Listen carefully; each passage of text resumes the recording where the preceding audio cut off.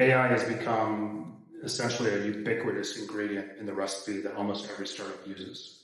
And if you told me that was going to be the case 5 years ago, I would not have expected that.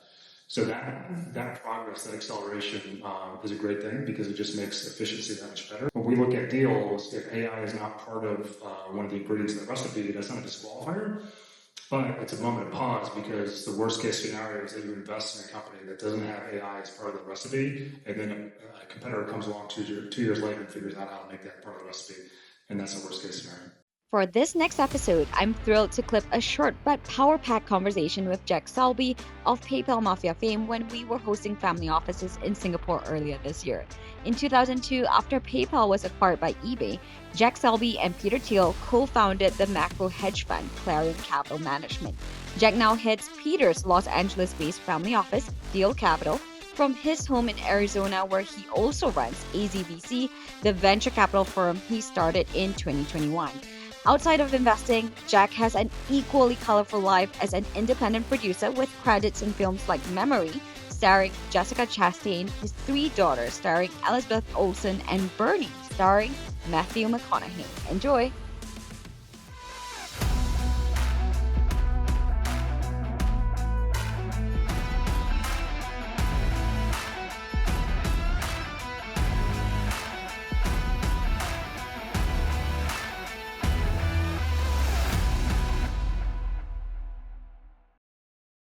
Why did you say yes to us? The topic was, as he asked me to clarify, are we talking about women, wealth, and legacy or AI? And I said all of the above because one thing flows to another. Jack, tell us why you're here today. Why is women-led innovation important to you? Well, Claude told me to show up, so that was the main reason. Joke. So I think coming from Silicon Valley, it's not a state secret that diversity in Silicon Valley is not our strongest suit. So you can define diversity very broadly, and I think a lot of people give lip service to how we can potentially solve it or make improvements. But actually showing up at events like this is a good way to actually put action into work. So that's the reason I'm here. Yeah, and you are a multifaceted individual beyond investments, which we'll talk about. You've also chosen to invest in the arts through your films, and one of the films that you are invested in most recently is with one of my favorite actresses, Jessica Chastain. Because we're here in the context of the power of art and pushing imagination, pushing boundaries, how has your work in film, in art, in media influenced your investing? Yeah, so film is a very difficult business. And I got involved. I went to a small liberal arts college and actually was randomly a graduate of the college here tonight. And I got involved because another fellow classmate had started a production company called Legendary Pictures that did the documentary franchise and so forth. And I reconnected with some childhood friends that have been in the film business ever since they graduated from college. So long story short, we're about to shoot our 21st film starting next month. And so we're kind of genre agnostic, but what we really try to do are make films that our kids, our grandkids can watch 10, 20, 30, 40 years later that tell stories that are relevant, that are meaningful. So as an example of that, we made a film called Free Help 5 or 6 years ago.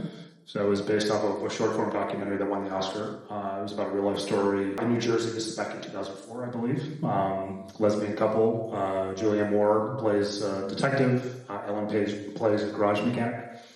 Julianne's character gets sick. She's about to pass from cancer. At the time, the way the laws were written in New Jersey, she wasn't able to pass her pension to her partner, Ellen Page. And so in the real life story, she dies and she's not able to pass it. In our creative license, we adjusted a bit, so we had a more of a happy ending. But the point being is that hopefully that's, then this Supreme Court decision happened about 1.5 years later. And so the idea is that hopefully when our kids, our grandkids are wondering about this Supreme Court decision, down the line, they could maybe watch this film and I can make one penny. But then hopefully it'll be a way to have them better understand historical context, what was going on. Yeah, so you've recognized the power of your capital in really catalyzing change and moving narratives in many things that you do. Talk to us a little bit about what your view is on purposeful investing, why we're here today, and maybe some of your examples of how you've implemented that through Thiel Capital.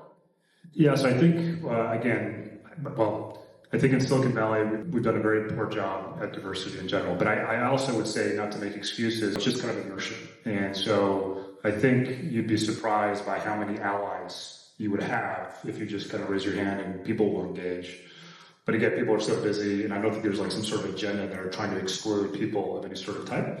And again, not making excuses, but I think that's unfortunately just how things are. All that being said, we've gone out of our way to try to figure out a way to kind of help push things forward. So, for example, I hired a woman that essentially is now the COO at our largest venture fund, Founders Fund. We've seeded 3 different funds that are run by women. And so I can't control how many young girls go into STEM training. But what I think my opinion is that where you can make the biggest bang for your buck is trying to figure out how you can allocate capital to female-led managers. And I don't have a magic wand in terms of how to do that, but we've done that now with 3 managers that manage over $1 billion. So I think that's at least a good place to start. Yeah, and what kind of innovations are you excited by? I mean, bringing in the topic of AI and women in AI, what trends are you looking forward to, and how can women play a role in that? So I think AI is definitely the du jour topic that everyone loves to talk about. We can debate whether it's overvalued or not. My opinion on AI is that essentially it's a bifurcated world. So you have kind of the superpowers, if you will. So you have the Alibabas and the Googles and so forth, and then you have basically everyone else. And the superpowers, they're important because I think an overlooked fact with respect to this topic that many people don't maybe fully appreciate is that there's a relative scarcity of the number of world-class engineers and computer scientists that can really move the needle with respect to AI. So coming from America, if you exclude China, unfortunately, it's probably numbers in the low thousands. So it's really, really scarce. Really, there's a dearth of this resource. And so because there's so few of these engineers and computer scientists, they're really, really expensive. And so for the normal startup, you just can't afford them. And only the Googles and the Alibabas can afford them. So these folks are going to move the needle for all of us in terms of AGI and all these other things. And we can debate whether that's good or bad, but that's a topic for another day. But for everyone else, what I'm actually pleasantly surprised by, especially in the context of this conversation, is that AI has become essentially a ubiquitous ingredient in the recipe that almost every startup uses. And if you told me that was going to be the case 5 years ago, I would not have expected that. So that progress, that acceleration is a great thing because it just makes efficiency that much better. And effectively, it's a leveling of the playing field.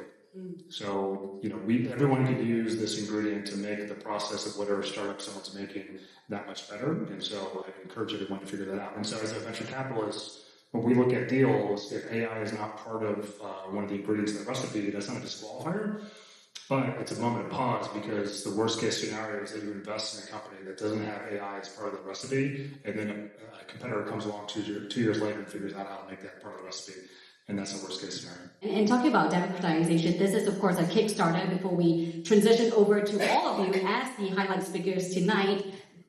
We're talking a little bit about impact and the catalytic impact of your capital, right? And you've been with Peter Thiel for a very long time, managing his family office as well.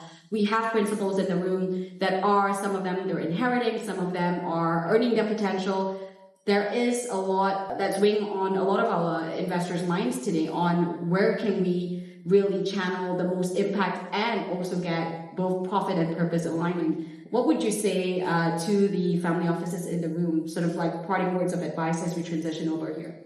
Yeah, so the fiduciary responsibility at the end of the day for all of us is to make money, right? And so that's uber alles, so to speak. But if you can figure out a way to kind of help someone up and give them a seat at the table that they might not otherwise have, then that's a cherry on top. And everyone wants to be able to do that. And so that's why, going back to one of the earlier points, is that I think there are more allies out there than maybe people appreciate and ever respect. All you have to do is ask. And so, because again, we love to help more people, but everyone is busy. And so, not to make an excuse, but if you ask, Claude asked, I said, sure, I'd love to come here and talk. Because again, I feel like too many people give lip service to this topic, but not enough people actually do action.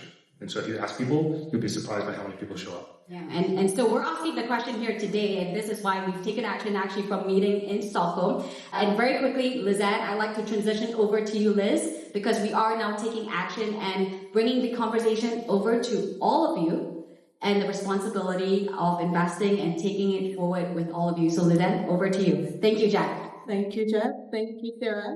And thanks so much for tuning in this week. You can subscribe wherever you get your podcasts and follow our socials on Sarah Chen Global to get the latest on the show. It would really help me out too if you enjoyed this to rate and review our show on Apple Podcasts and share your favorite episodes with a friend. I'm Sarah Chen-Spellings, and you've been listening to Billion Dollar Moves.